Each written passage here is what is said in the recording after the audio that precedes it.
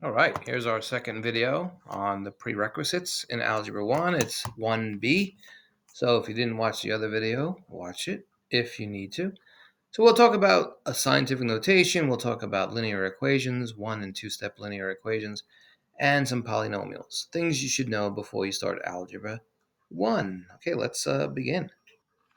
So you should be familiar with scientific notation. So let's get an example going here. Let's get the pen going today. Why not green?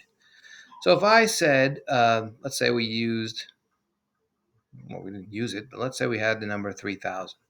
So in scientific notation, if you wanted to use scientific notation, you would have to say 3.0 times, and you're always using powers of tens, although you can use powers over hundreds, but you won't see that in Algebra 1. So this would be 3.0 times 10 to the third power, or raised to the third power. So how do we know? Well, if we move this decimal 3 times, 1, 2, 3, we'll get 3,000. So that's how scientific notation works. There's always the first number followed by a decimal, and then any other numbers that are not zero. For example, let's say we had 4175, I don't know, give me 62, whatever. Right? We had that number. So this would be 4.17562 times 10. And what do you think the exponent would be? So if we took this exponent here, let's just change the pen, put it a little red there.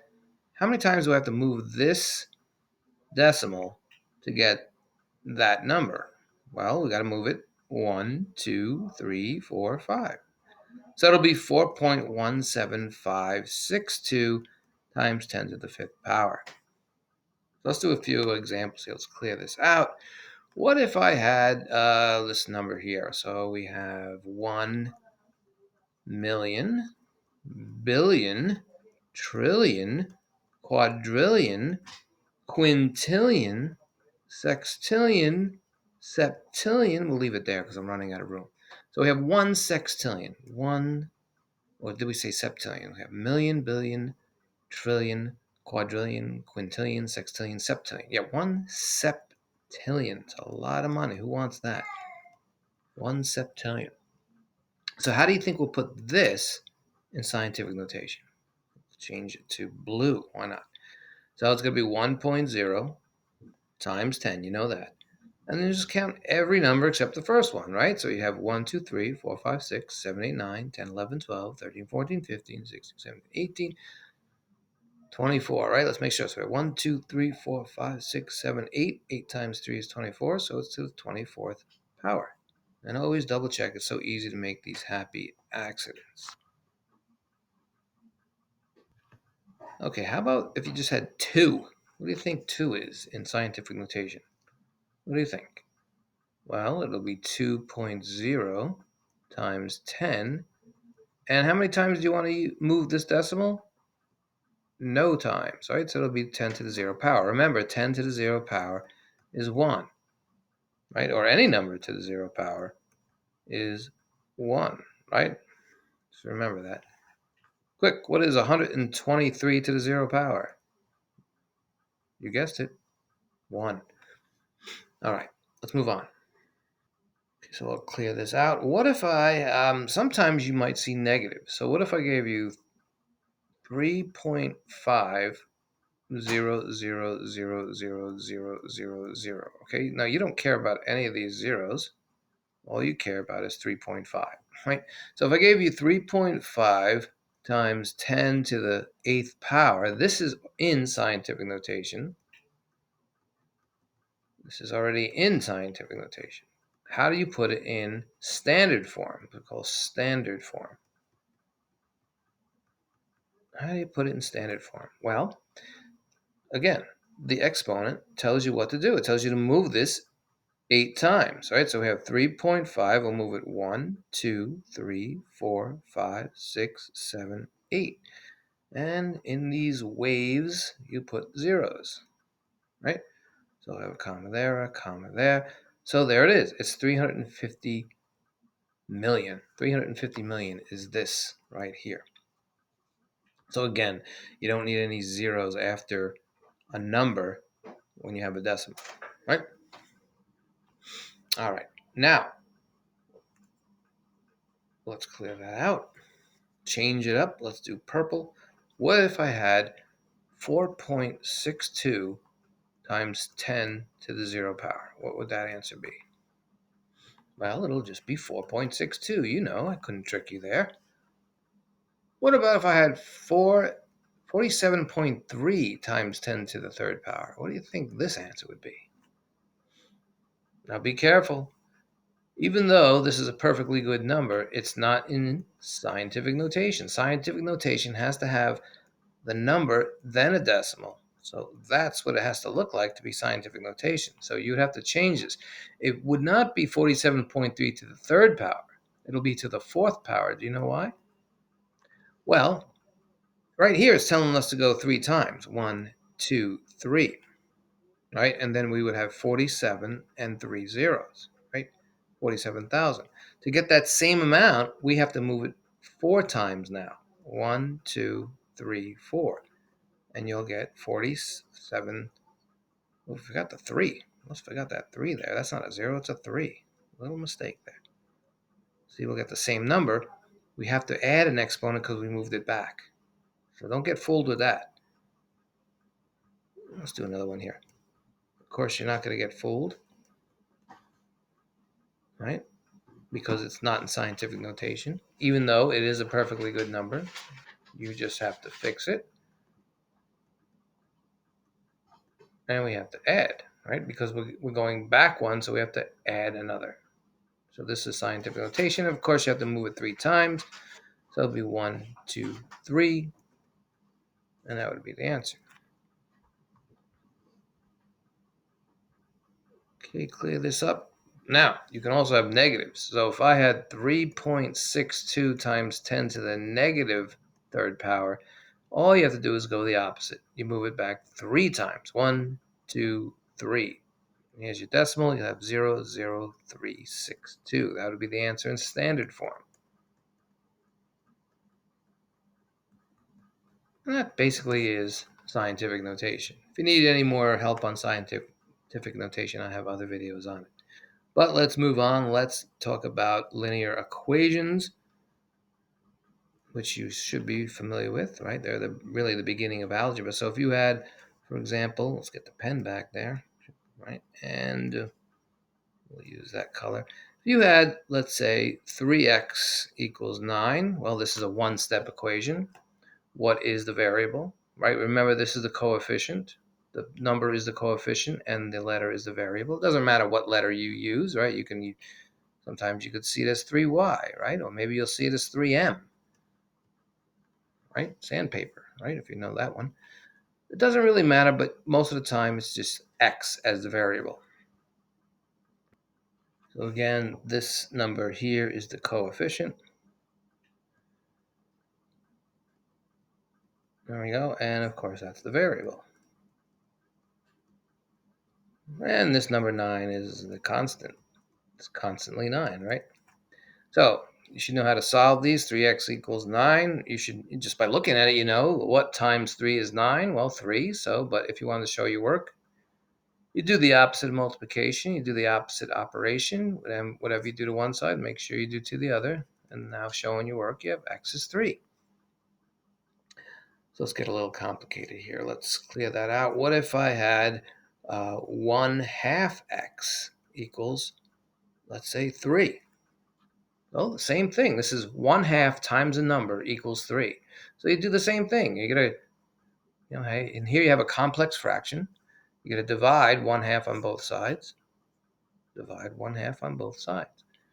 So now you have, remember, it's 3 over 1 divided by 1/2.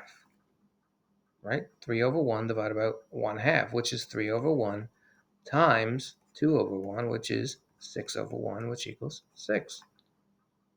So you should rewind if you didn't understand how I did that. Okay, let's clear this out. What if we had, now that is one step, but if we had 2 steps?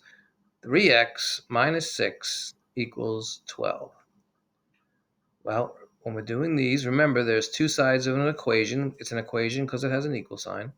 So if we put this invisible line here, We have one side and the other, and we want the x all alone, right? We want that x all alone. And so right now we have minus and a plus, a minus in the way, and multiplication in the way, not plus. So let's just rewrite it. 3x minus 6 equals 12. Let's get rid of the minus or pluses. In this case, there's no plus.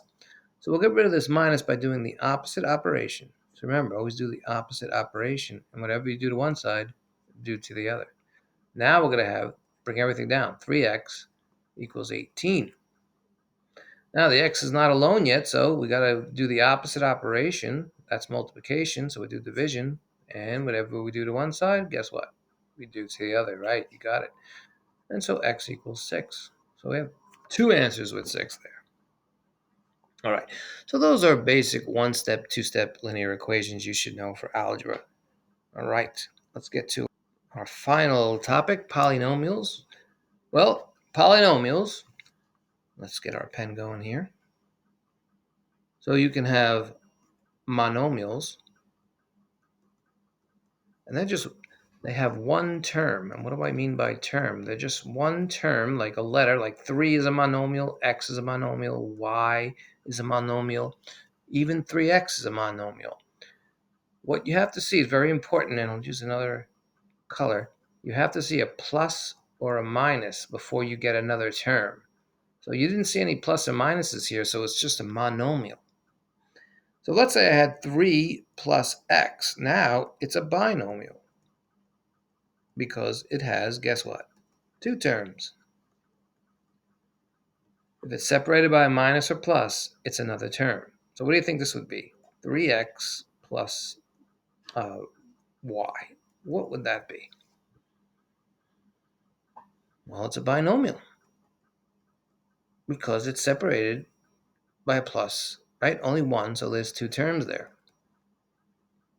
So that's a binomial.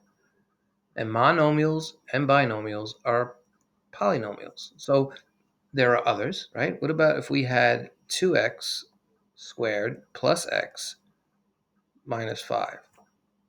Now you see how many terms? There's 3 terms. Remember, a term must be followed by a plus or a minus sign. And you have it. So 1, 2, 3 terms. So that's a trinomial. Right? Now, normally they don't say quadnomials for 4 terms, but you might hear that. So basically, if you see a plus or a minus, another term is created, and those are polynomials. Now, the other thing, I like that, is when to combine like terms, right? So you can't combine x plus y because they're not like terms. But 2x plus 3x could be combined to 5x because they're like terms. So if you had 2x squared plus 3x minus 5 plus 2x minus 6 plus 8x squared, how many like terms do you see? Well, let's look at it. 2x squared and 8x squared are the same term. 2x squared plus, it says right here, plus 8x squared will give us 10x squared, right? So we can get rid of those.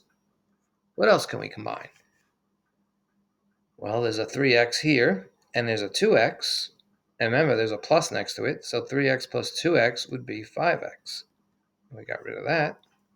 And now we're left with just constants. We have a minus 5 and a minus 6. So it's minus 5 minus 6. Be very careful. Remember, keep change, minus 5 plus negative 6. This becomes minus 11. So you should remember how to combine like terms, and if you need any help on that, there's other videos on that. I'll give you one more before we go.